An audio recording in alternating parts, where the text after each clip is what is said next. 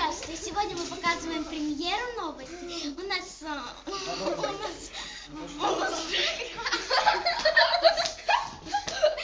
Еще раз. Давайте, раз, три. В эфире новости. Сегодня я, Екатерина Рюмина, пока у нас премьере... Давайте все заново. Давайте все заново. Ты будешь носить. Раз, два, три. Здравствуйте. Сегодня премьера новости. Я, Рюмина Екатерина, пригласила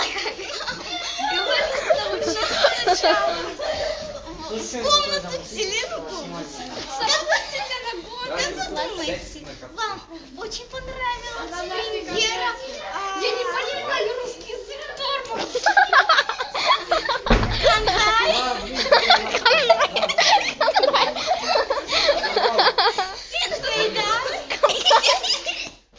Зато на казахский знает.